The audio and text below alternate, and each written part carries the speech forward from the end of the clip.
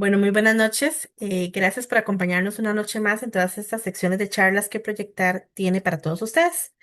En esta ocasión tenemos el privilegio de que el arquitecto Julio Chavarría nos va a dar esta charla sobre tomar en consideración del espacio al ser, una nueva forma de entender y diseñar espacios y comprender cómo las personas los sienten y los viven. Gracias, Julio, por darnos parte de tu conocimiento y apoyarnos en estas charlas que Proyectar tiene para todos ustedes. A hoy, en estos 3 años, más de 200 charlas grabadas que las pueden ver en nuestro canal de YouTube. Les agradecemos, por favor, mantener los micrófonos apagados. La charla es interactiva, entonces si tienen alguna consulta, favor levantar la mano o realizarla mediante el presente chat. Al final, la charla va a ser subida en nuestro canal de YouTube para que lo puedan consultar o la puedan también compartir. Deseo también dar varios anuncios que tenemos varios workshops. Vamos a hacerlos en la Universidad Huaca. Tenemos espacio para el 25 de abril para inspección de obras y tenemos espacio para el 16 de mayo para gestión de proyectos en caso que estén interesados de llevar estos workshops con un valor de 7.500 colones. Incluye la merienda, el almuerzo y café de la tarde, más certificado de participación. Y también ya estamos próximos a al gran evento de nosotros de todos los años, en este caso tercer año consecutivo, Más que Arquitectas, el 29 de agosto en la Universidad Hispanoamericana. Más detalles, con muchísimo gusto, les voy a poner mi número telefónico en el chat para aquellos que aún no forman parte de la comunidad y deseen formar parte. Julio, de nuevo, muchísimas gracias. Este es su espacio. Buenas noches a todos. Bueno, gracias, Tatiana. Buenas noches a todos y a todas. Me presento Julio Chavarría. Para servirles, soy arquitecto de profesión y he tenido diferentes estudios a lo largo de los años y quisiera poner parte de mi experiencia al conocimiento o al tanto de lo que podamos aprender el día de hoy. El tema se llama del espacio al ser, siendo una nueva forma de entender, diseñar espacios y comprender cómo las personas lo sienten y lo viven. Sabemos que el diseño afecta también el estado anímico, ahora que está eh, con- hablando mucho con respecto a la neuroarquitectura, pero en esta ocasión yo quiero enfocarlo un poquito diferente. Ahora les explico por qué, porque la idea es ver el diseño como una forma de entender y mejorar la experiencia humana dentro de un espacio. Diseñamos no solo para la utilidad y la belleza, sino también para la experiencia emocional, que esa parte a veces la dejamos un poco de lado. ¿Por qué le puse el nombre del espacio al ser? Todo ser humano habita desde una historia, tiene duelos, tiene heridas, vínculos, a veces se cierran, a veces no se han cerrado todavía, tienen diferentes percepciones, anhelos, emociones, que nosotros como arquitectos no logramos comprender todavía en esa parte. Desde que estamos estudiando la carrera de arquitectura, nos enfocamos mucho en el triángulo de Vitruvio, donde nos hablaba de la belleza, la utilidad y la firmeza. Pero esa parte le hacía falta algo, que es la parte emocional, con la experiencia emocional que todavía lo hemos estado probando. Decimos que los arquitectos sabemos un poquito de todo, y eso es relativamente cierto. Ahora les hago una pequeña pregunta, que la idea es que en vez de una charla, yo lo siento como un conversatorio. Si ustedes quieren hacer un comentario, Tatiana me lo indicará. Si alguien levanta la mano o alguien pone un mensaje en el chat, yo no puedo verlo porque estoy conversando con ustedes. La idea es que ustedes también me hagan ciertas preguntas y lo hagamos interactivo para ir aprendiendo entre todos. Viendo esta imagen, ¿qué creen que están pensando ellos? Como dinámica, ellos son nuestros clientes, estamos en una reunión, mientras explicamos la propuesta, ya escuchamos la lista de necesidades, ya hablamos de presupuesto, ya hablamos de lo que se quiere hacer, de los materiales que se van a usar, si va a ser concreto o si va a ser estructura liviana o si va a ser una casa nueva, una remodelación. Ya hablamos de cuántas personas van a habitar, ya tenemos nuestra lista llena a nivel de lo que ocupamos para diseñar un espacio. Ya se lo propusimos. Mientras lo estamos proponiendo, no es ni cuando terminamos ni cuando empezamos, es mientras lo estamos proponiendo, ellos nos miran así. ¿Qué creen ustedes que estarían pensando ellos en este momento? Por favor, encienden sus micrófonos o los escriben en el chat y se lo indico a Julio. De mi parte, yo digo que están aburridos, están deseando que termine ya la reunión. Ahí es donde yo quiero tratar el tema de la psicología el día de hoy. ¿Por qué? Porque nosotros nos basamos con lo que creemos, con lo que hemos estudiado, con nuestra experiencia como, como arquitectos o en la vida. Y solo hay una forma para poder saber qué están pensando ellos. Y es conocer, interpretar, analizar y concluir realmente qué están pensando sin yo tener un punto de vista. ¿A qué me refiero? Que con esta imagen, como dice Tatiana, están aburridos, están esperando ya irse o qué sé yo, pero no sabemos realmente si es que están así porque lo dejó la novia o lo dejó la esposa o perdió el trabajo o mientras le hablamos del presupuesto resulta que está pensando, me acaban de despedir y ahora cómo pago esto. ¿Cómo le digo a este arquitecto que me cayó muy bien, que me cae muy bien, que me gustó su forma de hablar, pero a ese pero es el que yo quiero llegarles el día de hoy? Hoy hablaremos de la presentación, ahorita les explico un poquito los objetivos, la filosofía profesional, no solamente en mi criterio, sino basados en datos científicos, considerando arquitectos, psicólogos y psiquiatras. Diseñamos para la mente y no solo para la forma, cómo los espacios influyen en las emociones, las relaciones y convivencias. Alguien puso un mensaje, Tatiana, para ver. Sí, eso te iba a decir. Luis, hola, Sí. saludos. Luis nos dice que no sienten conexión con el tema. Sienten que quizás en este caso están hablando de mucha tramitología y estructura y ellos no entienden mucho de eso. No se han Ujú. conectado a la comunicación como tal de lo que se está exponiendo. Ok. Muchas gracias, Luis. Esa es la idea, que entre todos llenemos la conversación. Y ahorita vuelvo otra vez a esa imagen conforme vaya avanzando la presentación. Las relaciones y convivencias en los espacios, la psicología del cliente y el diagnóstico arquitectónico emocional. En eso es lo que me voy a enfatizar el día de hoy y ahí es donde voy a volver a la imagen anterior. Formalmente me presento. Yo soy arquitecto graduado hace poquito realmente. Yo no diseño proyectos, yo diseño narrativas habitables. ¿A qué me refiero con narrativas habitables?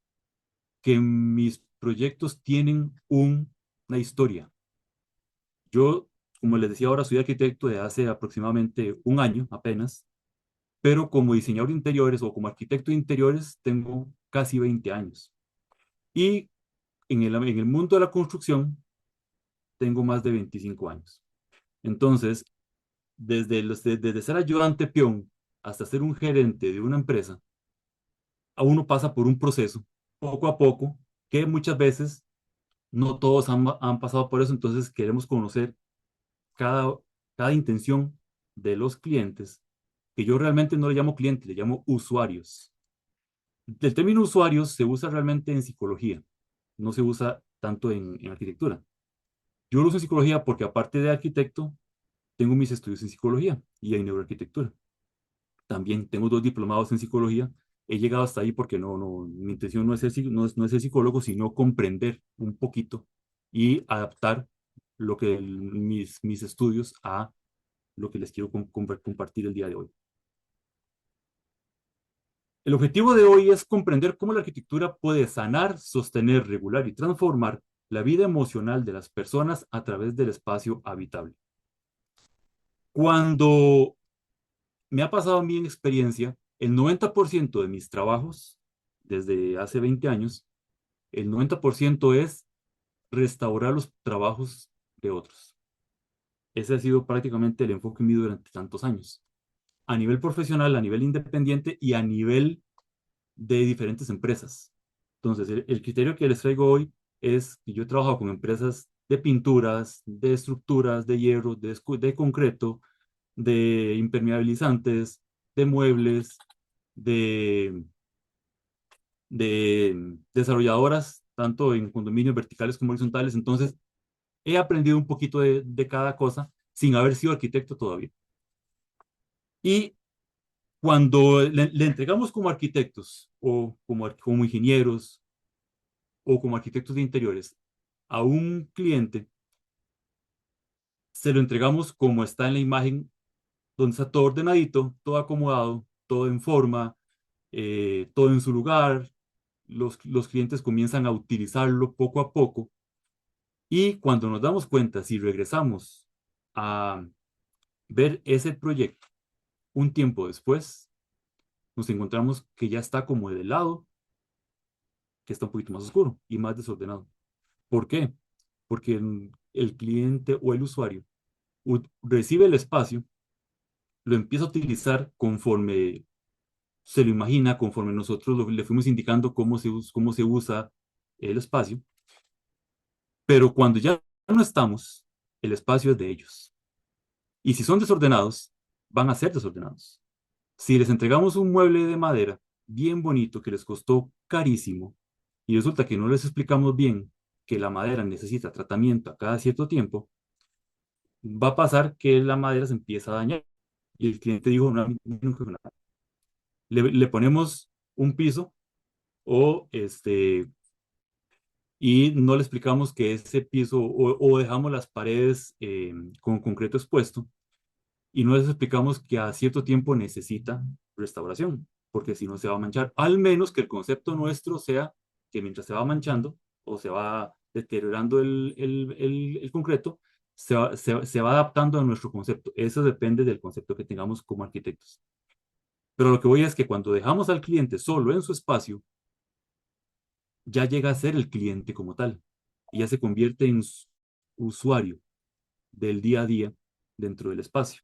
Por más bonito que tengamos nuestro render, nuestras fotos de proyectos, yo hice este proyecto, cuando uno vuelve a ese proyecto años después, no lo encuentra como uno lo dejó, porque ya el cliente se apoderó de ese espacio, lo hizo a su estilo. Y si no conocemos ese estilo, nuestro concepto, nuestra idea de que un día le entregamos algo bonito, bonito para el concepto que teníamos nosotros en el diseño, ya pasa a ser un concepto del usuario. Si todos los días deja las llaves y nosotros diseñamos un proyecto y no le diseñamos dónde poner las llaves, ahí empieza el problema. Si nosotros vemos que estamos en una reunión con el cliente, con el usuario, y ya nos damos cuenta que cada vez que entra la pareja, o la abuela, o la suegra, o los que habitan en la casa, empiezan a dejar zapatos por allá, empiezan a dejar las llaves por allá, empiezan a dejar, inconscientemente, no nos fijamos en ese detallito, las llaves o sea, el desorden de la casa empieza por las llaves. Entonces ya las llaves no están donde deberían estar y empiezan a buscarlas y buscando las llaves desordenan una gaveta, algo, y cuando nos damos cuenta, dejamos al usuario solo en su espacio. Pongo otro ejemplo, que ya aquí es un ejemplo más aterrizado a lo que hacemos constantemente, ya sea en la rama de arquitectura que nos abarquemos cada uno, porque la arquitectura no es solamente diseñar, la arquitectura es, bueno, ahorita conversamos eso, para mí, ¿qué es arquitectura? Pongo un ejemplo vivo, llega un cliente y nos llama por teléfono, o nos contacta por WhatsApp, por correo, lo que fuera, y nos dice, este es mi terreno y necesito construir mi casa. Aquí abro nuevamente la conversación y les digo a ustedes cuáles son las preguntas más comunes, las clásicas que nos han hecho clientes en el primer contacto.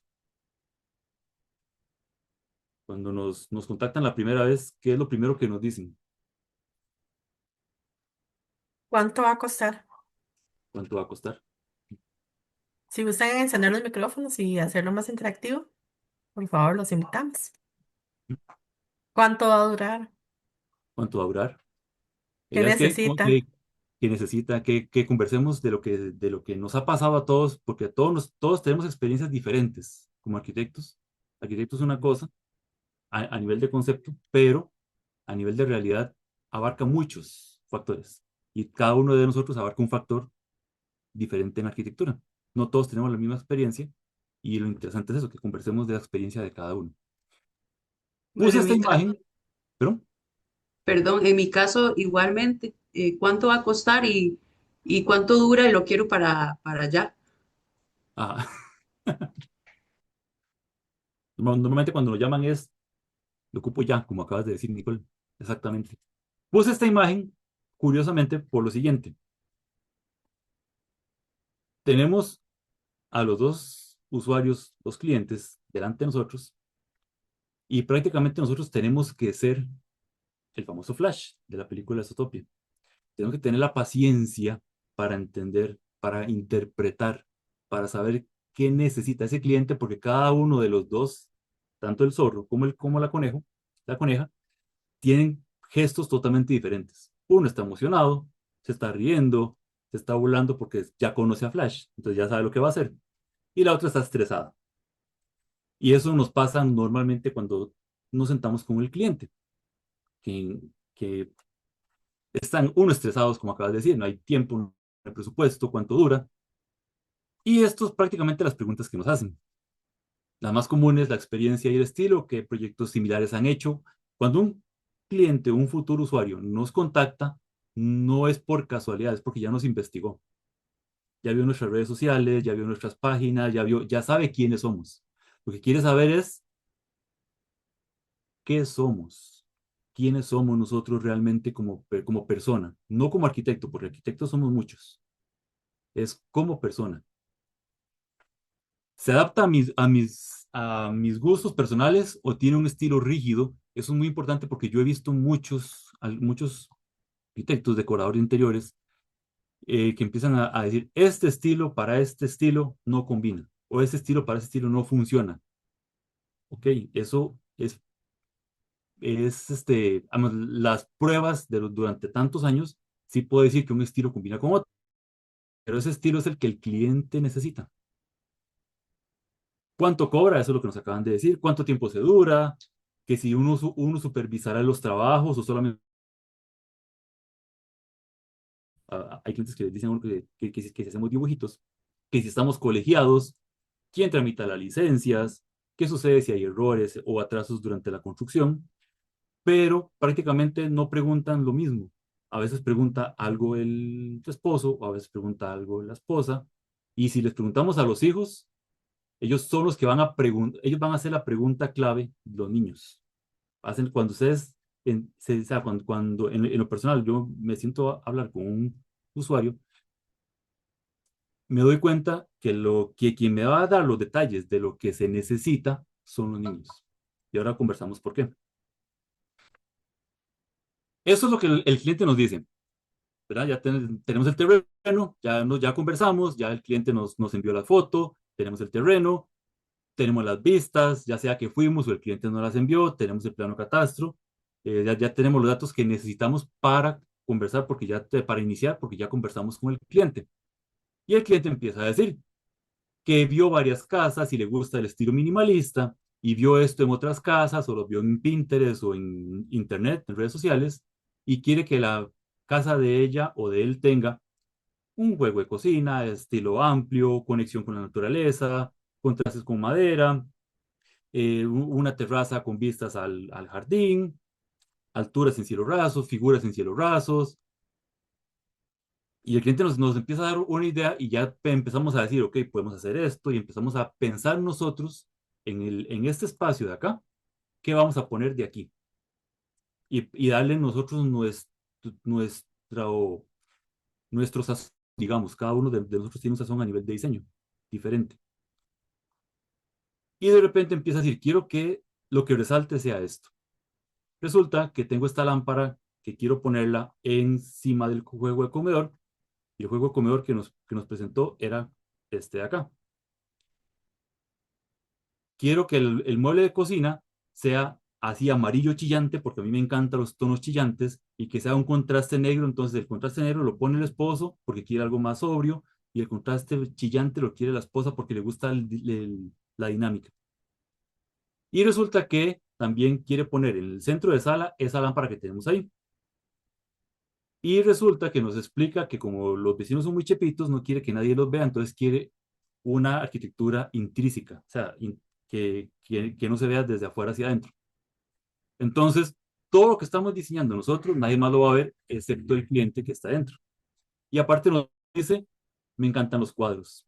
Quiero colocar en estas paredes donde está ese comedor, donde está ese juego de cocina, donde está que no sea un cuadro como está en la imagen de la izquierda abajo, sino quiero ver mi sala como está esa otra imagen. repleta de cuadros y fotos, porque me encantan las fotos de todos. Entonces, cuando empezamos a conversar con el cliente, empezamos a tener nuestro granito de arena para decirle, bueno, es que según el estilo es esto, pero ¿el estilo de quién? ¿Del futuro usuario del espacio o de yo como arquitecto?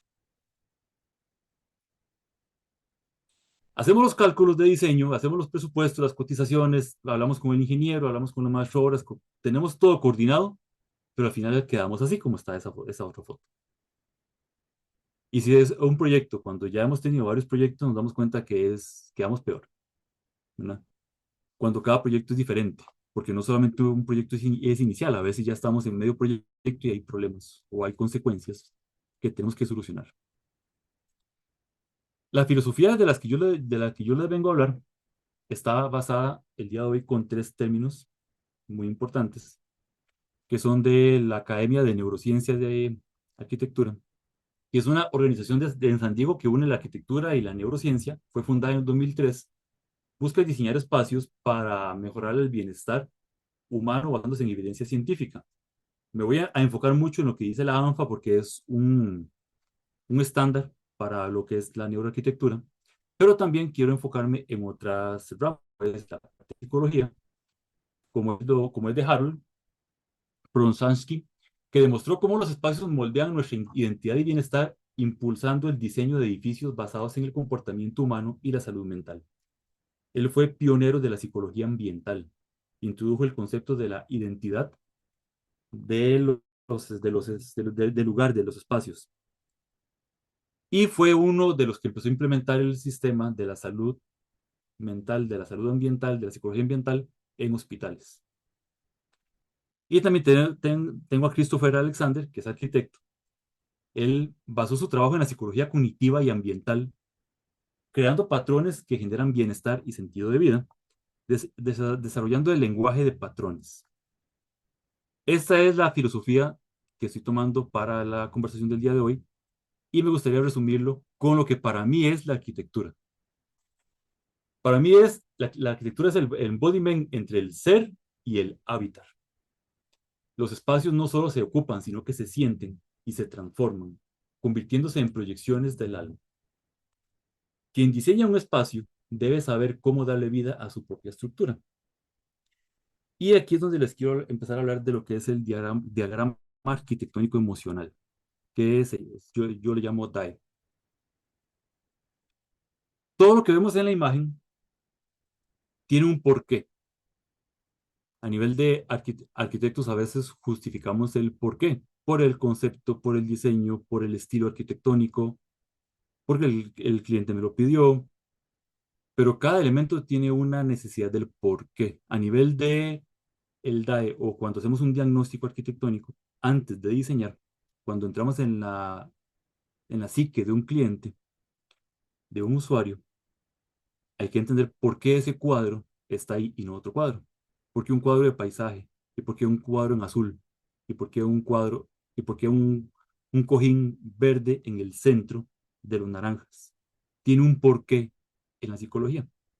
A veces lo vemos y decimos es bonito porque lo comparamos con otros diseños que vemos en redes sociales o en internet, o lo que vimos en la universidad, o tenemos un gusto, un gusto eh, táctil para los colores, ¿verdad? Por ejemplo. Entonces, sabemos que eso va con el espacio, a todo el mundo le va a gustar, y ya por eso lo ponemos ahí, pero tiene un porqué. Esto lo voy a hablar simplemente rápido porque no es como introductorio, pero por ejemplo, los pilares de la neuroarquitectura,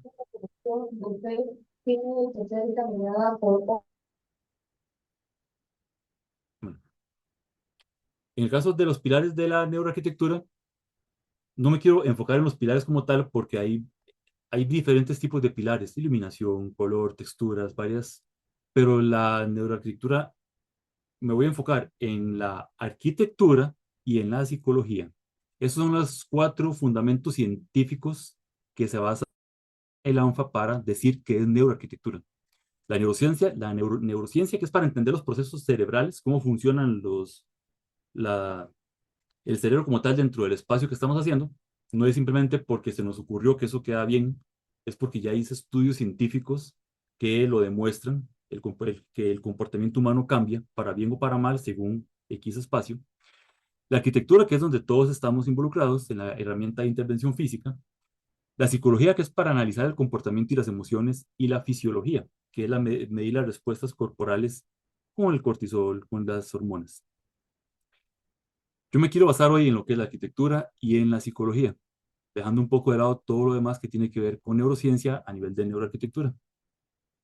Eso era lo que les comentaba. Hay diferentes puntos o diferentes pilares de la neuroarquitectura, pero yo me quiero basar en el punto 11 que dice diseño centrado en el usuario y flexibilidad, funcional.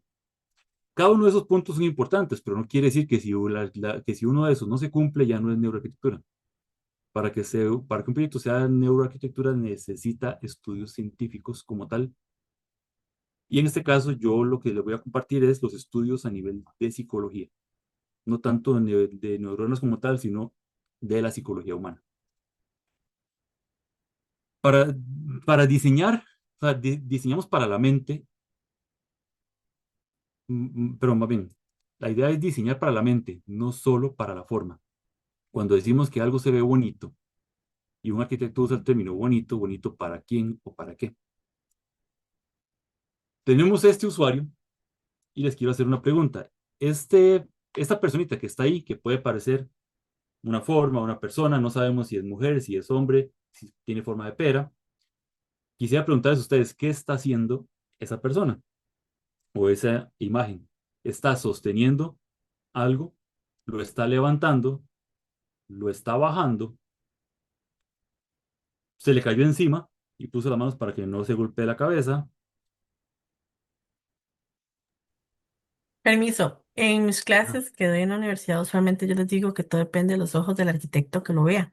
ujú, Entonces sé que todos vamos a tener una distinta percepción de esta imagen. Yo podría decir que tal vez que a nivel estructural está sosteniendo algo, ujú. solo sosteniendo. Sí, de hecho, esa es la, la funcionalidad de esa pregunta. Todos tenemos un punto de vista diferente. Todos vamos a decir algo distinto basado en nuestra experiencia. Y eso no solo pasa en arquitectura, pasa cuando alguien nos cuenta un problema, una situación familiar, un amigo, un conocido, el que fuera, nos dice, es que tengo una situación, resulta que me pasó esto y esto y esto y esto y esto, y muchos tendemos a decir, ¿y por qué no hace esto? ¿Y por qué no hizo esto? ¿Y por qué no tal cosa? Eso lo hacen las personas, lo hacemos basados en lo que a mí me pasó o en lo que yo interpreto de lo que me está diciendo. Pero si no tengo bases científicas, le puedo dar un consejo erróneo. ¿Sí? En este caso, quiero hacer las dos comparaciones de lo que es la tríada arquitectónica de Vitruvio, la utilidad, la firmeza y la belleza, con la tríada cognitiva, que es la tríada de psicología, que eso lo hizo Beck en los 60, que tiene que ver con el pensamiento, la emoción y la conducta. ¿Qué pasaría si logramos unir la tríada de la arquitectura con la tríada de la psicología? Si logramos que la utilidad y la firmeza y la belleza tengan función a nivel de emoción, a nivel de pensamiento, a nivel de conducta. Sabemos que inconscientemente cuando estudiamos arquitectura nos enseñaban a hacer parques, plazas, diferentes proyectos y entre las investigaciones que se hacían, resulta que buscábamos algo para que fuera dinámico, que fuera interactivo, pero era algo muy empírico. No existía todavía algo eh, científico que lo avalara hasta hace un par de años, bueno, bastantes añitos ya. Uniendo esas dos, yo estoy creando el diagnóstico arquitectónico emocional, lo llamo DAE, que es una situación particular. Tenemos un usuario que no sabemos qué tiene en su cabeza, no sabemos qué tiene en su mente, porque el cliente realmente no sabe cómo expresarse todavía. Realmente son muy pocos los que nos dicen realmente qué quieren. Y la única forma o sea, para poder saber qué quieren es entenderlos. Y no es solamente escuchando y no es solamente viendo qué quieren. Pongo esta imagen del iceberg. Suponemos que cuando llegamos, nosotros somos ese barquito que está ahí, que va a llegar al iceberg, a la punta del iceberg, y eso es lo que vemos del cliente. El cliente nos cuenta qué quiere, cómo lo quiere, para cuándo lo quiere, pero en la parte del DAE, del diagnóstico arquitectónico emocional, es conocer qué hay debajo de ese cliente. Que uniendo esas dos triadas, estoy creando lo que es un espacio, tiempo, que viene siendo la cuarta dimensión, y las emociones como el ser humano y también lo que es el hábitat. Esta otra imagen dice a nivel de, resume mucho lo que yo quiero exponer el día de hoy. Cómo los espacios influyen en las emociones. Nuestro objetivo debe ser lograr que el usuario sea como ego. Este ego es el personaje crítico de restaurantes de la película Ratatouille. Y esa imagen para mí es arquitectura. Lo que yo entiendo de arquitectura con lo que es el DAE o el diagnóstico arquitectónico emocional. ¿Por qué? Porque estamos llegando a la parte mínima del cliente, que es su raíz. ¿Y cómo llegamos a esa raíz? En la película, sí, ni siquiera se sentó el ratón, ni el chef, nadie a hablar con ego. Nadie. Simplemente hicieron algo sencillo, que inconscientemente llegaron a esa parte principal digamos, del ejemplo de la película. Y el otro ejemplo es el niño. Si ustedes le dan bueno, pues los que hemos tenido niños, seguramente les ha pasado que llegamos con una caja grande, todo emocionado en Navidad, porque llegamos y gastamos lo que pudimos en un regalo, y ellos dejan de lado el regalo y se concentran en la caja. No sé si les ha pasado. Es como ver un gato también. Ellos se concentran en lo que ellos les satisface en el momento. Cuando hacemos un proyecto y resulta que llegamos a una reunión con el cliente, el futuro usuario, y se sienta el papá, la mamá, y vemos a este niño en la reunión, alguna vez le hemos preguntado a ese niño cómo quiere su casa, pensando que ese niño es el que va a vivir en esa casa tal vez más años que los propios papás. Entonces, esa va a ser la casa tal vez futura de ese niño, y cómo comprendemos que ese niño quiere algo de la casa. Y realmente sí, los niños son los que dicen qué necesita mamá y qué necesita papá. Porque papá dice lo que yo quiero, pero no lo que necesito. Mamá va a decir lo que yo quiero, pero no va a saber decir lo que necesito. El niño sí, porque el niño los ve todos los días discutiendo, amándose, de muchas formas, y el niño va a decir, a mi papá le gusta vestirse de color morado. Y uno le pregunta a papá, ¿a usted le gusta el morado? No, no, para nada, yo no soy morado, soy liguista. Y el niño dice, ¿pero cómo? Si siempre el martes se puso morado, el luego se puso pantalón morado, luego se puso roja, otro día las medias moradas, luego el niño relaciona lo que el papá no, o sea, no, quita de lado lo que el papá dice y relaciona lo que está viviendo con el papá. A eso es lo que queremos llegar con esta, este concepto que les quiero compartir el día de hoy. Julio, disculpa, con Sí, la imagen que acabas de presentar. sí. Yo doy un curso de teoría de la arquitectura uno y a los estudiantes se les pide analizar el libro de Peter Zumthor, de Pensar la Arquitectura. Para aquellos que no Ujú, lo conocen, los invito a que lo lean. Es un muy buen libro y existen muy buenos resúmenes. Sé que tengo estudiantes ahorita que están conectados y ya lo han leído y piensan al respecto. Y tengo una estudiante que casualmente me puso esta imagen y ella consideró que ego le resumía gran parte de este libro porque para el ujú. sentir de ego como usuario es parte de la arquitectura. Entonces, realmente es muy acorde el comentario que brindas, porque qué bueno nosotros crear esto desde nuestros estudiantes, desde nuestros próximos profesionales, que vayan pensando la arquitectura y vayan sintiendo como el cliente. Esto es muy importante. ¿no? Y lo importante, Tatiana, es que lo que quiero compartirles es cómo llegar a eso. O sea, todo esto que estoy haciendo es introducción para después decirles cómo se puede llegar a eso y las pruebas que he hecho y que estoy haciendo, porque esto que estoy haciendo es, no, es mi tesis de la maestría. Yo quise estudiar arquitectura, pero cuando estudié arquitectura no me llenaba la arquitectura. Entonces pasé a psicología y aún así me hacía falta algo. Entonces, ahora estoy sacando una maestría de lo digamos, estoy creando como un concepto que todavía nuevo no es como tan, tan público todavía, que no existe una maestría para eso. Entonces, yo estoy estudiando una maestría que es de diseño, dirección y gestión de proyectos y la estoy implementando con la psicología. Ahí sí me aprobaron hacer mi tesis de arquitectura con psicología sin meterme de lleno en la neuroarquitectura porque ya eso se, se está implementando de muchos especialistas en el tema. Yo me estoy implementando en el tema de el sentimiento humano como tal y cómo llegarle a ese punto.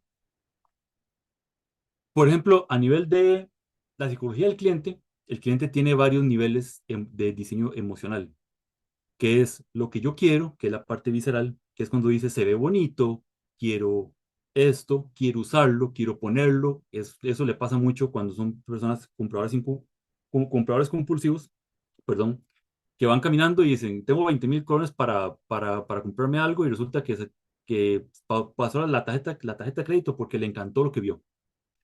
Entonces, son personas compulsivas, lo quiero. Conductual, cuando algo lo domina, me hace sentir inteligente, me siento bien, me siento importante, que muchas veces a nivel de pareja, a nivel de relación de pareja, la arquitectura también ayuda a eso.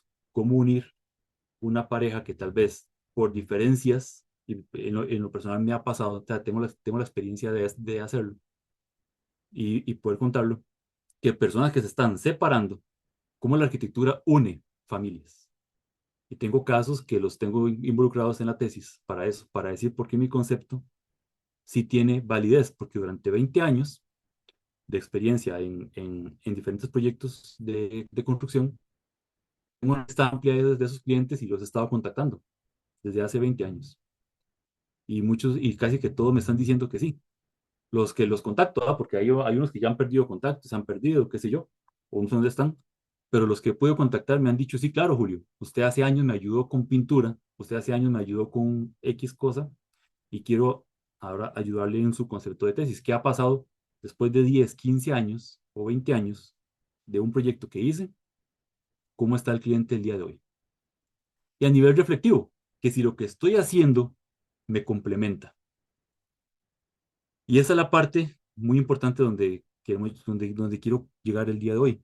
Si lo que estamos haciendo complementa al cliente o me complementa a mí como arquitecto porque yo hice esto, hice este mueble, hice este proyecto, puse esto en la fachada, hice esto, hice esta cubierta muy hermosa, me complementa a mí como arquitecto porque la pongo en mis redes sociales, pero le he ido a preguntar a un cliente, 5 años, 10 años después, cómo se siente con eso que le hice. Y eso muchas veces lo dejamos de lado. A eso es a lo que yo quiero compartirles el día de hoy. Otro Julio, concepto es permiso. este. Sí. Tenemos una consulta en el chat. Consulta Ok. Milena. Hola Milena. Buenas noches. He escuchado el concepto del síntoma del edificio enfermo. ¿Eso se relaciona con su tema de exposición en cuanto a la comodidad y sentimientos de los clientes? Sí, de hecho. Tiene mucha relación con el edificio enfermo. La idea de lo que yo estoy tratando de compartir es no llegar al edificio enfermo, sino hacerlo desde antes. Porque muchas veces el edificio no es el que está enfermo, es los habitantes del edificio, del proyecto, de la casa. Entonces hay que ver por qué ese edificio está enfermo. A veces se contempla y se dice, bueno, voy a hacer una casa para 5 personas. Y al tiempo después, esa casa ya no es casa, es un gimnasio. Entonces se va perdiendo el concepto inicial que teníamos, ¿verdad? Y eso pasa en muchas ocasiones. para Julio, o comprender se la persona. llena, perdón, o se llena, disculpa que te atreves Sí, el sí, no. caballo, como dicen, Esa o es la idea, esa es la idea. se llena de elementos que tal vez no fueron considerados. Vieran que Ujú, tuve la oportunidad de conversar con los dos arquitectos ya adultos mayores que diseñaron el aeropuerto de Galápagos, uno de los primeros aeropuertos verdes del mundo. Y nos dieron su charla, pero al final estaban tristes de su diseño, porque se volvió un edificio enfermo. Al ganar inicialmente premios como primer aeropuerto verde del mundo, después fue llenándose de ciertos elementos que los fueron contaminando visualmente para poder cumplir, porque estaban quedándose cortos en ciertos factores. Entonces, la terminal cerca empezaron a implementar eólicas para poder incrementar, dado que está en una isla, el tema eólico para poder generar mayor energía a la terminal aérea.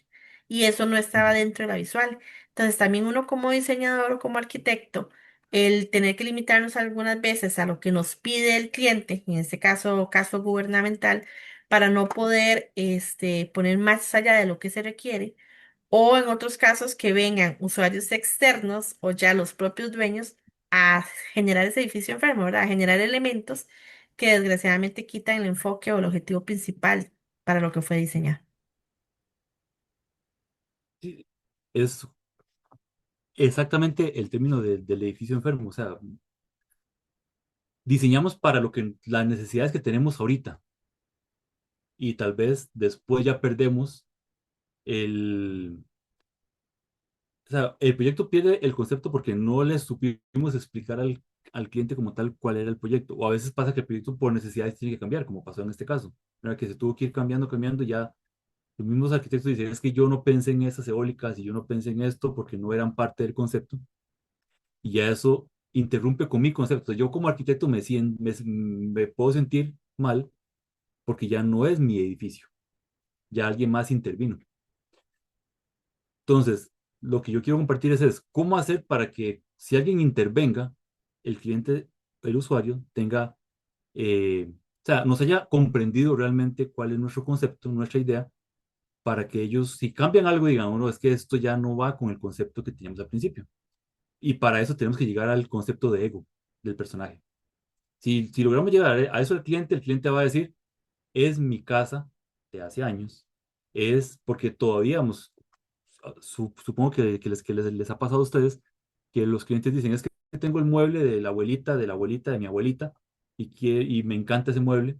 Entonces, curiosamente, ese es el concepto que tenemos que llegar al cliente. ¿Por qué un mueble tan viejo, tal vez tan dañado, con solamente que restauremos ese mueble, ya llegamos al concepto del cliente, sin cambiar la ideología, sin cambiar, o sea, muchas cosas, y a veces decimos, hicimos este proyecto grandísimo, pero el cliente quería el mueble y ya el mueble no cabe en el espacio porque no va al diseño o no pensamos en el momento de diseñar que el mueble medía tanto por tanto y nos quedó un espacio entre el mueble y la pared. Entonces quedó un espacio ahí atravesado. Entonces son cositas que tal vez no logramos captar la idea del cliente. Porque yo, digamos, yo me baso o lo que quiero compartirles es cuando el cliente no sabe qué quiere. Y es que es cuando el cliente sabe qué necesita, pero no sabe cómo explicarlo.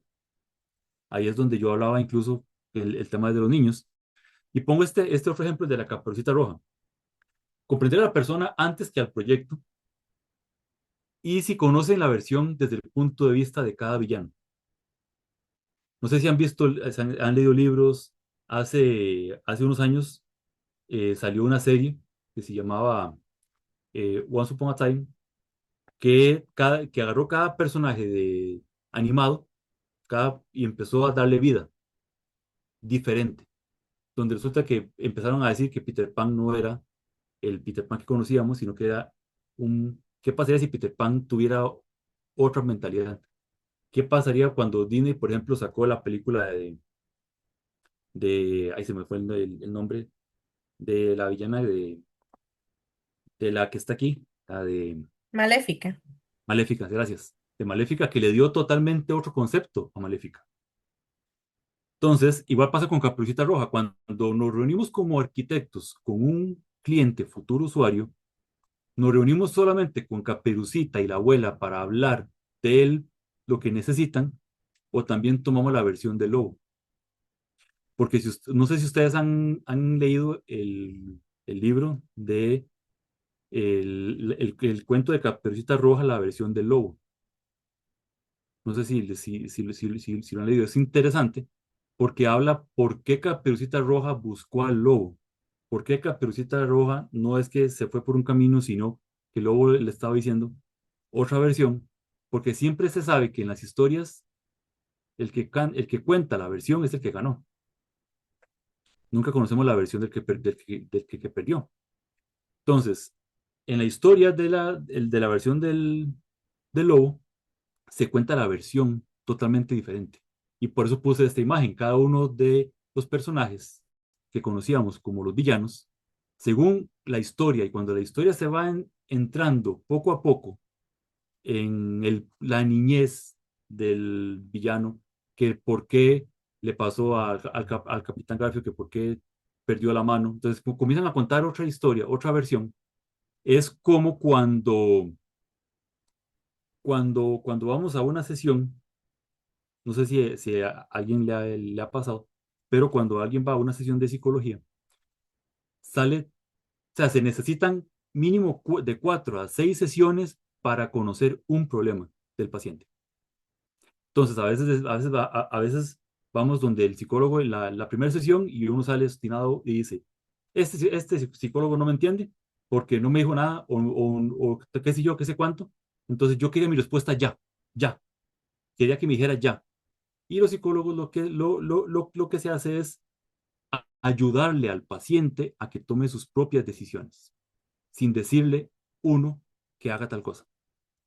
Eso es lo que yo quiero proponer con la arquitectura, que el cliente mismo nos vaya diciendo qué necesita con acciones, con actividades, con diferentes juegos para conocer su historia. Aquí les empiezo a hablar ya directamente cómo funciona el diagnóstico arquitectónico emocional, que se llama, así se divide en varios factores, hoy les voy a hablar solamente de uno, que es la fase previa al diseño. Cuando pensamos en arquitectura, empezamos con la parte perdón, de la parte legal, lo que es el programa, el reglamento de construcción, el código sísmico, el código eléctrico, todos los códigos empezamos a unirlos entre sí.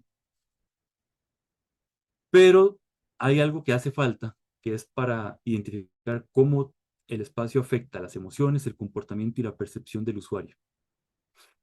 Eso es lo que les quiero compartir el día de hoy.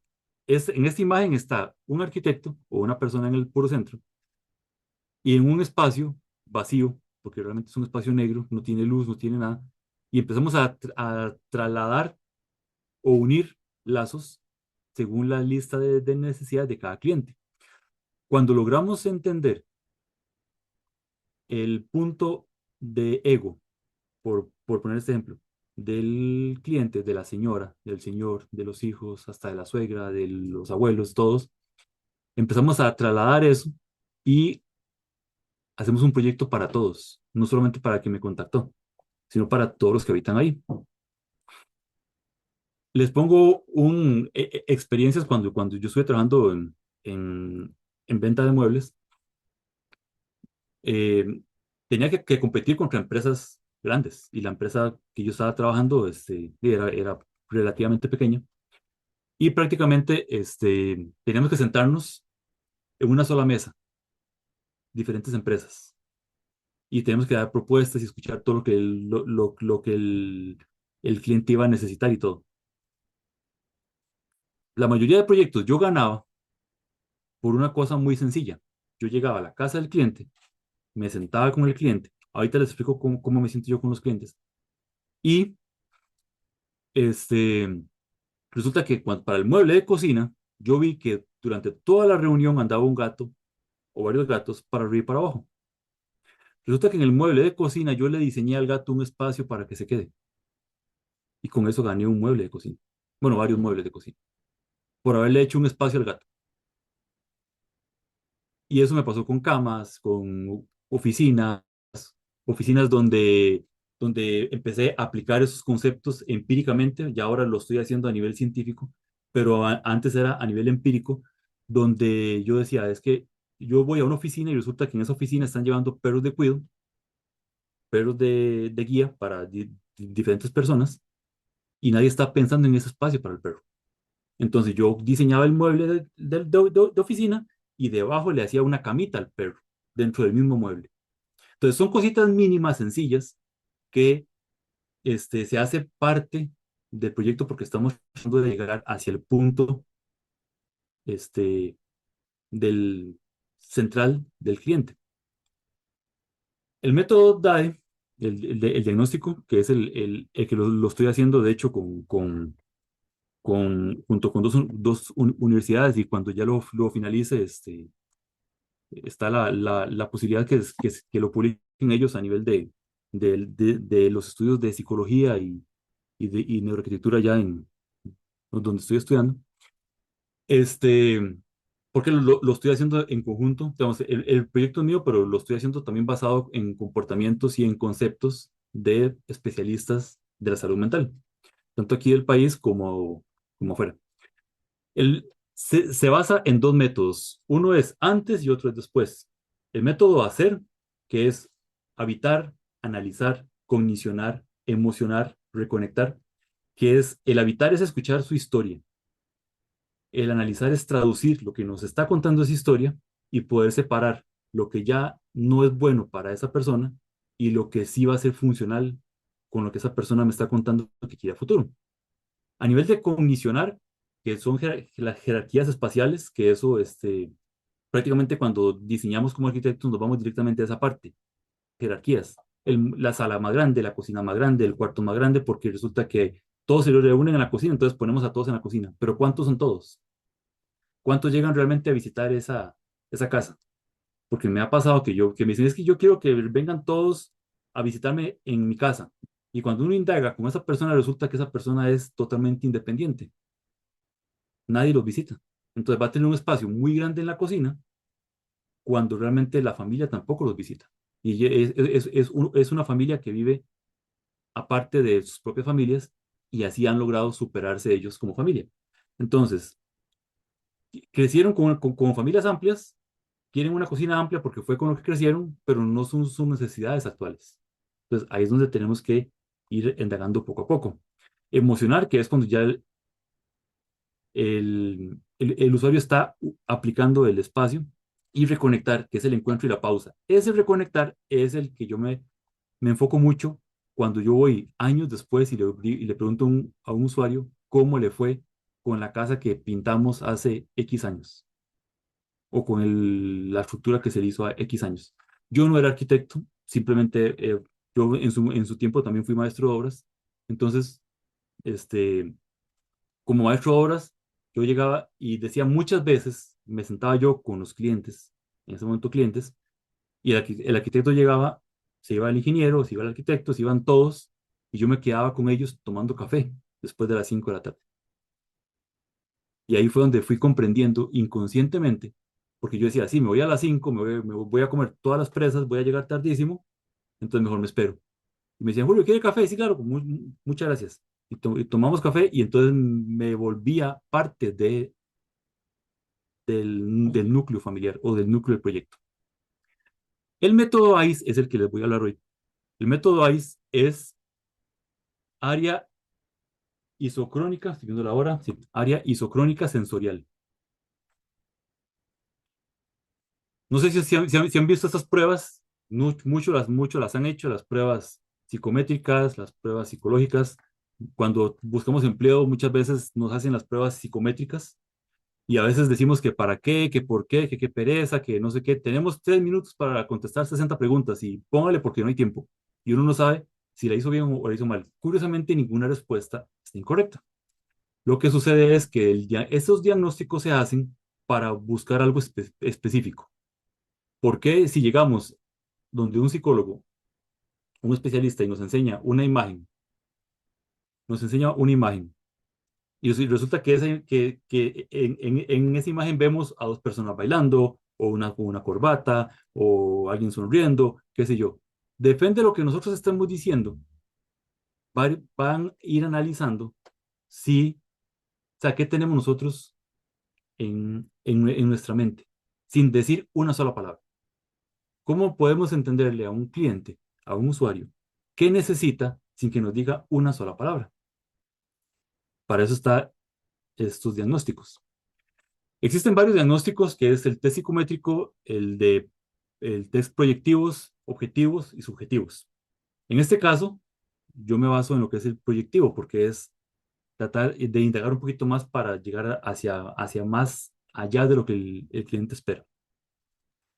Áreas donde se aplican los test psicológicos está área clínica, área educativa, área laboral, área forense, que es donde entra la parte, digamos, de la parte legal, la parte donde hacen todas las investigaciones de X caso judicial, y el área isocrónica sensorial, que es el AIS, que es una metodología basada en neuroarquitectura y en psicología ambiental. Y eso pertenece al diagnóstico arquitectónico. Eso es para medir la psique de un espacio por medio de la mente de un cliente, sin que nos diga una sola palabra. Son sus emociones, sus expresiones. Tiene diferentes pilares como la sincronía lumínica, la resonancia áptica, el confort acústico espacial, y tiene, por ejemplo, lo que es el objetivo, que es homeostasis emocional y arquitectura como dispositivo de la salud.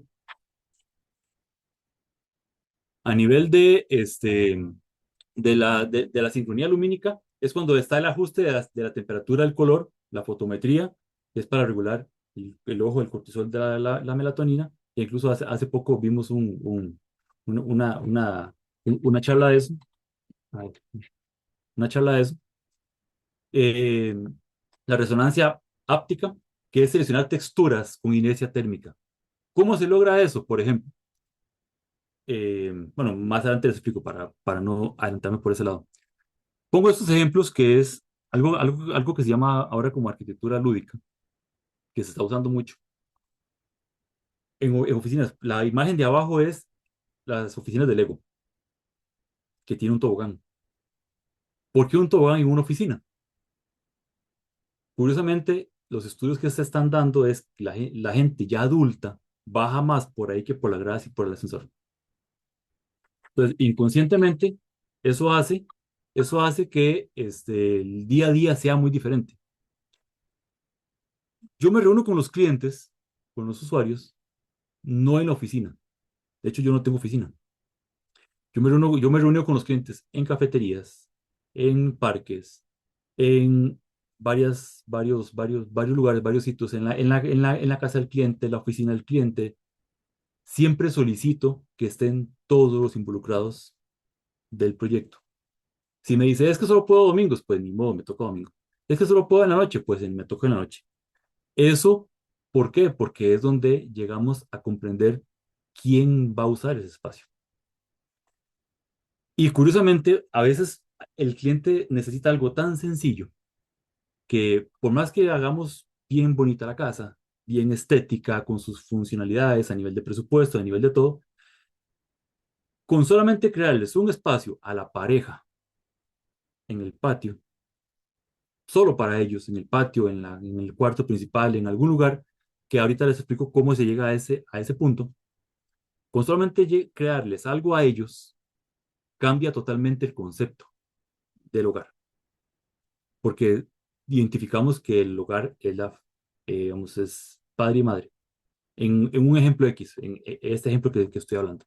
Pueden ser padres, hermanos, eh, depende el estudio que estemos haciendo para ver cómo llegamos para que ellos se sientan con algo sencillo, tan mínimo como una caja de un niño, o simplemente el restaurante, que el ratatouille en Francia no es tan popular, ¿verdad? Llegamos a ese concepto que queríamos. ¿Cómo llego yo a esas partes? Eso es una práctica, no sé, tal vez los que yo ya veo la cara de Tatiana, sí se acuerda de los zombies. Los que tenemos Me cierta edad tenemos, encantaba los hacerlo. zombies a mí me encantan y yo los tengo todavía. Entonces, y aparte que están digitales. ¿Qué es lo que yo hago en una reunión? Aquí es donde les voy a explicar qué es lo que yo hago en una reunión con los clientes que van a ser futuros usuarios, porque no es cliente hasta que no me contrate. Realmente ese es el término. Hasta que alguien no me contrate, no es un cliente. Sino, antes de eso sería un prospecto. Simplemente les doy esta imagen y les digo, en media reunión, ayúdenme a buscar a los zombies. Esa cara que hizo Tatiana, la hacen los clientes. Y se ponen emocionados y llaman yo sé lo que es. Ay, no puedo yo. Yo sé lo que es. ¿Me está llamando? Yo sé lo que es que,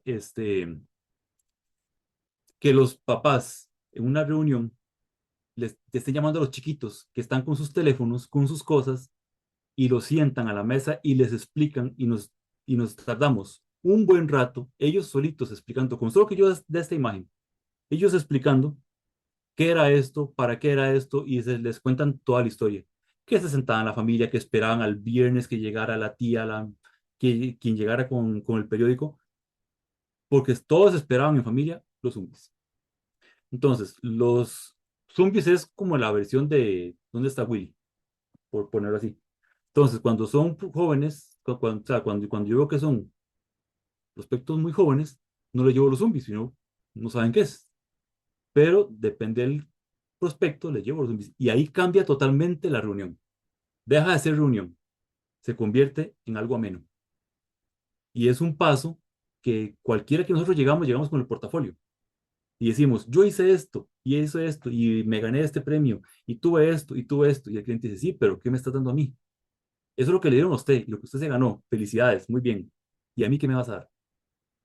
Entonces, este, con esto, algo muy sencillo. Muchas veces yo empiezo una reunión como esta, con solamente esto, y aquí empiezo a aplicar. Este fue el famoso cuadro o la casa de escaleras de Escher. Yo lo estoy usando como un estímulo psicológico arquitectónico. Y entonces les explico por qué. Porque es muy similar al test al TAT, que es de percepción temática en psicología, que es cuando a uno le dicen, y también lo he hecho así, depende el prospecto o el cliente, le he dicho, dibuje un árbol, o dibújese debajo de la lluvia, o dibuje un árbol, casa, persona. Y conforme lo empieza a dibujar, donde lo dibuje, donde lo coloque, todo eso me está diciendo a mí, como arquitecto, qué necesita, sin que me diga una sola palabra. ¿Cómo utilizo yo esto? Por ejemplo, en una entrevista arquitectónica, yo le digo a las personas, a cada uno por aparte y en espacios separados. Les digo, vean esta imagen, le pueden dar vuelta porque es una imagen un poco extraña para los que no o sea, para los que la ven por primera vez, no la entienden realmente. Yo digo, tomes el tiempo que se necesite. Escoja una figurita, una, escójala. Y entonces empiezan a ver y entonces empiezan a decir que el otro va caminando con la pareja, que el otro le gusta leer, entonces me gusta leer, el otro va bajando, que el otro va subiendo, que el otro va... Curiosamente, dependiendo con lo que vayas cogiendo, me está diciendo a mí cómo se siente esa persona.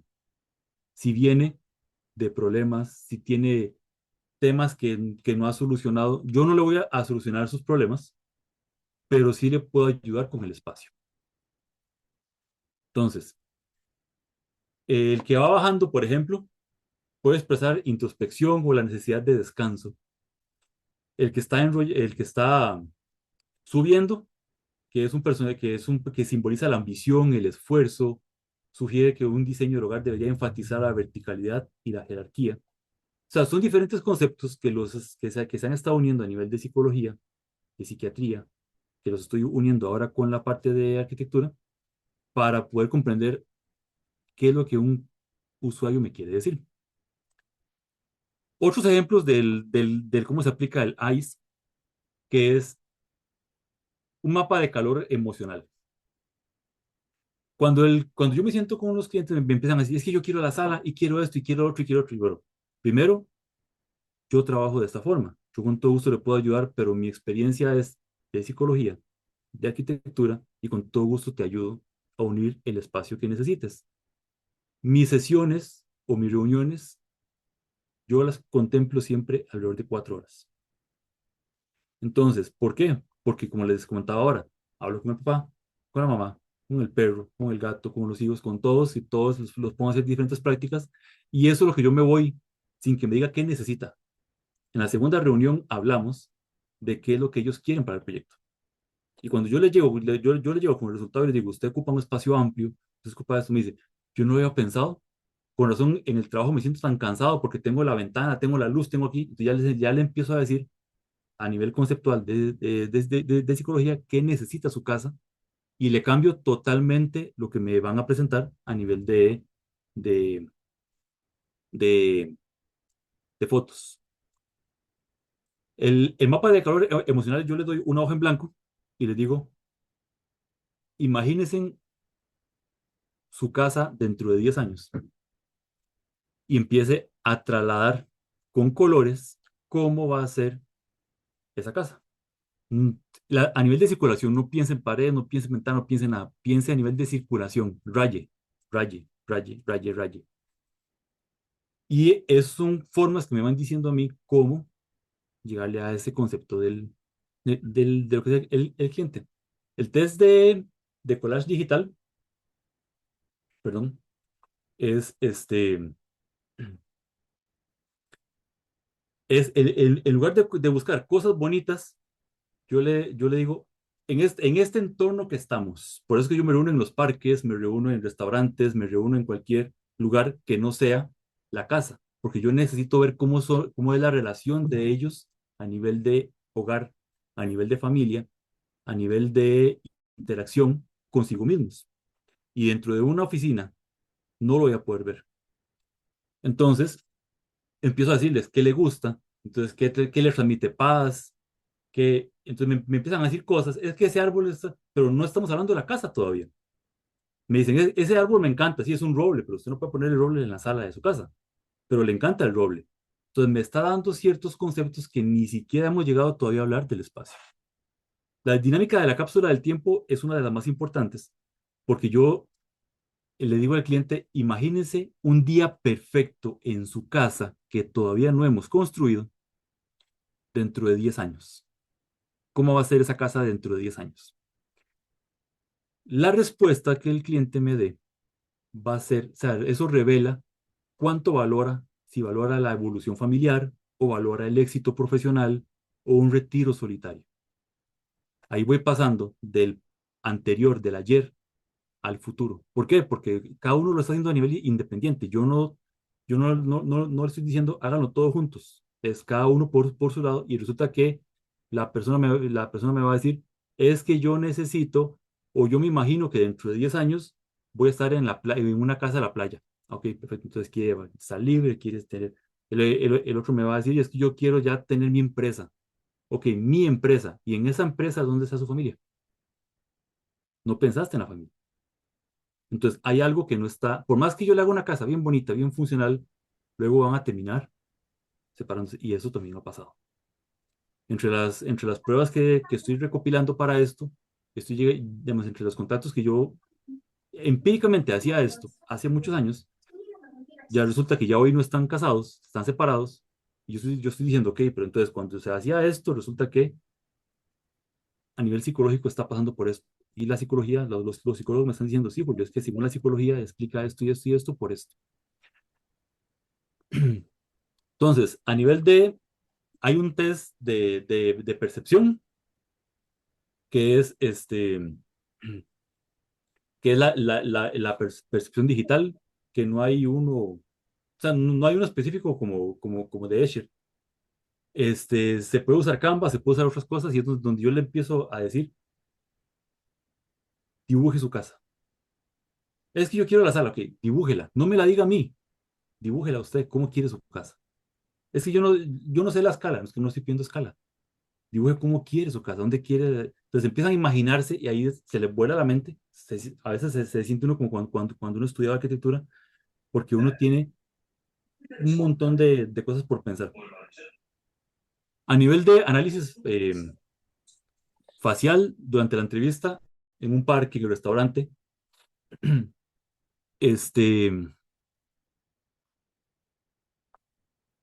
se puede utilizar la inteligencia artificial, ahí es donde a veces los arquitectos tenemos miedo de la inteligencia artificial, porque ahora cualquiera hace render, sí, pero no llegamos a este punto de un concepto ego en un cliente, pidiéndole render, porque el render se lo estoy pidiendo yo. Yo simplemente hago el prompt por cualquier inteligencia artificial, se lo hago y digo, qué linda casa. Sí, pero yo la veo bonita, pero me siento bien dentro de ese espacio. Entonces, hay aplicaciones, hay inteligencias artificiales como afectiva que me genera a mí como la luminosidad o el cambio el tipo de color cuando un cliente dice, me gusta ese árbol, ok, es la forma del ojo, la forma de la misma aplicación que está diciendo, esa persona necesita privacidad, esa persona necesita tranquilidad, necesita, ¿ok? No me lo dice como arquitectura, me lo dice como una aplicación simplemente científica, pero no me está diciendo que necesita un espacio. Yo lo estoy transmitiendo al unir diferentes conceptos. Está lo que es la aplicación alfa, que mide cómo la luz espacial impacta en los receptores de la retina. Esta aplicación, por ejemplo, se usa mucho con Rhino o con diferentes aplicaciones donde uno puede poner esta IA en un software de renderizado y le muestra a uno al cliente cómo se vería ese espacio con X luz a ciertas horas del día. Tenemos también el COF perdón, que es un análisis ambiental, que es cómo se percibe el espacio dentro digamos, por medio de los colores, según todos estos datos uno los coloca dentro de la aplicación conforme los datos del diagnóstico nos va diciendo y prácticamente ya el proyecto está hecho sin que yo haya diseñado nada, utilizando el concepto del cliente, la ideología del cliente y aprovechando la inteligencia artificial. Todo eso se pasa a la realidad virtual. Prácticamente el cliente está viendo su espacio habitable. Ahí sí, vamos, ahí yo no los tengo porque eso sí, fijo, es demasiado costoso, pero algún día poder tenerlos, que es cuando el cliente está viendo ese espacio, se mide la temperatura, se miden los datos neurológicos y todo, que ahí es donde ya entra la neuroarquitectura como tal. Midiendo todo el estudio que yo hice previamente, si realmente funciona o no funciona, porque los datos científicos me van a decir si es viable o no es viable lo que el cliente está viendo en su espacio. Entonces, con esto finalizo la presentación, por hacerlo un poquito rápida, porque si no, ya se me va el tiempo. Este, quiero dejarles un mensaje que dice, en un mundo de cortisol, seamos oxitocina. El cortisol es el estrés, lo que tenemos, la ansiedad que a veces nos cansa, la presión de que tiene que ser barato, la presión de que tiene que ser a tiempo, la presión que tiene que... Si logramos captar las necesidades realmente de un usuario, de un espacio, llenamos el lugar totalmente de oxitocina. Entonces, esa es mi presentación, mi aporte. En la otra, que va a ser dentro de un mes, lo voy a aplicar con materiales directamente. Porque, por ejemplo, yo a un cliente le digo, cierre los ojos. O sea, yo siempre que voy a una reunión, me llevo una maleta, y a veces he llevado varias, de muestras. Yo tengo muestras de todo, muebles, pinturas, de texturas, ahora de todo, y me las llevo y le empiezo a decir, toque. Entonces, en la mesa, en la mesa, y yo le pongo varias muestras sin saber qué está viendo. Digo, toque, ¿qué siente? Ah, es que siento como si fuera madera, entonces esto me relaja, la forma, la expresión, lo que está diciendo esa persona, ya se me acaba la batería, ¿no? Lo que dice esa persona, con sus gestos, me están diciendo a mí que voy por el camino correcto, sin que me diga una sola palabra. Con las expresiones y los gestos que la persona me está diciendo, con tocar textura. Ahí es donde entra la parte de neuroarquitectura y no es esperarnos hasta que el proyecto esté hecho. Un momentito nada más porque se me quedó sin batería la computadora.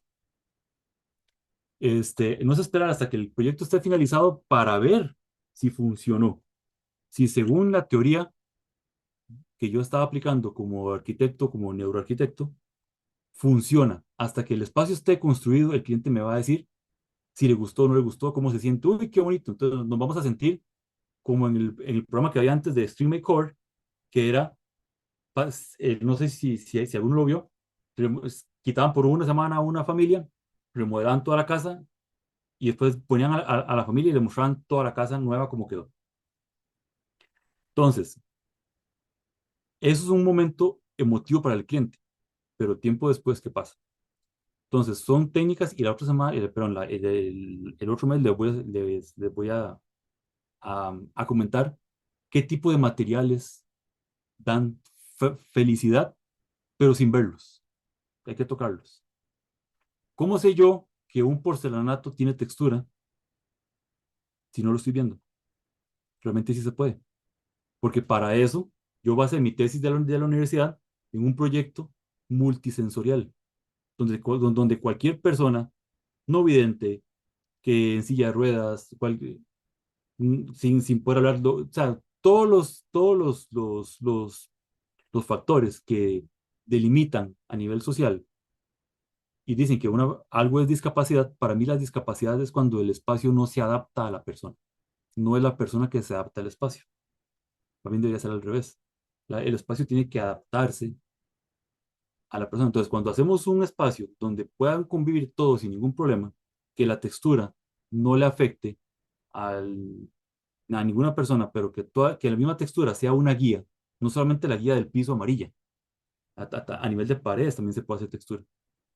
Entonces, la persona apaga la luz y va siguiendo una línea y va llegando hasta el otro apagador. Entonces, ya llegó a su cama, entró a su cuarto, prendió la luz o apagó la luz, qué sé yo, va caminando, empieza a ver empieza a tocar y después se da cuenta que ya está donde realmente quería ir. Porque la misma textura le va diciendo, para allá va para tal lugar, para allá va para tal otro. Eso a nivel público. Si es un hogar, es fácil porque la gente tiene memoria y se acuerda dónde está el mueble. Pero si es un lugar público, ¿cómo sé yo que no voy a pegar con un mueble si no hay nada que me lo esté diciendo? Entonces, es un ejemplo, no sé, cualquier comentario, ese es mi aporte para ya no hablar más. Más bien, agradecerles, porque soy del pensar de que si uno no comparte lo que uno sabe o uno aprendió, entonces de nada sirvió, ¿verdad? No, Julio, más bien, primero que nada, muy enriquecedora tu charla. Gracias por compartir todo tu conocimiento. Es cierto que nosotros debemos generar conciencia, no solo como arquitectos, sino como dadores de espacios vivientes, ¿verdad? Entonces, hay que tomar en consideración que cuánto tiempo se va a habitar ese espacio, para quién se va a habitar ese espacio. Y muchas veces no es solo cumplir por cumplir, llenar los bolsillos de dinero, sino que satisfacciones que te vuelvan a llamar o que te recomienden. La recomendación del boca a boca, el sentir a los demás, esa calidad de ser, ¿verdad? De darle valor a nuestra profesión. Proyectar se caracteriza porque nosotros resaltamos y decimos darle valor a nuestra profesión, pero si nosotros entre nosotros mismos no nos recomendamos, no seríamos ahora una comunidad de 1085 arquitectos. Entonces, Julio, gracias por dar tu conocimiento en esta primera parte. Ya tenemos otras fechas agendadas. Ujú. De eso se trata, que cada uno con nuestro conocimiento le demos valor a cada uno de esos puntos, estas aristas que competen a la arquitectura. Con ello, quiero por favor darles invitación a que formen parte de Proyectar, si son arquitectos colegiados y todavía no forman parte, escríbanme, ya yo les puse el número telefónico en el chat. Y también que vayan a la actividad de Más que Arquitectas este próximo 29 de agosto en la Universidad Hispanoamericana. Esta actividad va a estar relacionada a la arquitectura sensorial. Como bien lo habló Julio, muy ligado a la neuroarquitectura, pero también vamos a hablar sobre espacios de accesibilidad, sobre el tema acústico. Vamos a tratar de que esté con nosotros la arquitecta doña Sandra Nadolski, me cuesta decir el apellido. Ella es desde Argentina, se considera, o así ella se dice, como la arquitecta ciega. Y es porque ella quedó ciega después de ser arquitecta. Y nadie está libre de esa situación. Cualquiera de nosotros nos puede pasar. Igual vamos a tener historias de vida desde un joven estudiante de la Universidad Latina que él tiene su condición de movilidad reducida y así está sacando su carrera y solo le falta la tesis. Y vamos a tener la historia de vida también del arquitecto Rodolfo Barquero, donde él nos va a hablar de cómo después de ser arquitecto por un accidente de tránsito tiene una movilidad reducida. Nadie está exento. ni nuestros clientes, ni nosotros como profesionales. Entonces, eso es parte de la conciencia que tenemos que generar con el día a día. Gracias a todos por acompañarnos. Voy a hacer varios de los comentarios que tenemos acá en el chat. Si alguien desea hacer un comentario, por favor, abrir el micrófono y lo realizan. Milena, gracias, muy interesante. Rosalind, muchas gracias. Gracias, es un tema muy profundo, dice Ruth. Mandy, excelente. Me gustaría saber en dónde puedo encontrar la grabación. Me interesa y me encantaría tener ese aporte citado en mi tesis. Claro, Mandy, más bien muchas gracias por acompañarnos. Mandy es de la Universidad Central. Todas nuestras charlas están grabadas en nuestro canal de YouTube. Lo pueden encontrar como Proyectar Ser. Igual con muchísimo gusto te voy a pasar el enlace. Pero tenemos todas las más de 200 charlas grabadas en nuestro canal. Proyectar Ser nos pueden encontrar. Igual todas nuestras charlas que damos los martes y los jueves, las invitaciones son abiertas a todo público y las difundimos en nuestro canal perdón, en nuestro Facebook y en nuestro Instagram para que después puedan ser vistas en nuestro canal de YouTube o en nuestra página web. Indica Luis, es un tema muy importante. Gracias por sembrar los cimientos de una nueva perspectiva para mí. Y de nuevo, Mandy, que muchas gracias. Julio, agradecidos altamente por esta charla de calidad. Esperamos la segunda parte. Hasta luego, gracias. Buenas noches. Buenas noches a todos. Voy a proceder a dejar de grabar.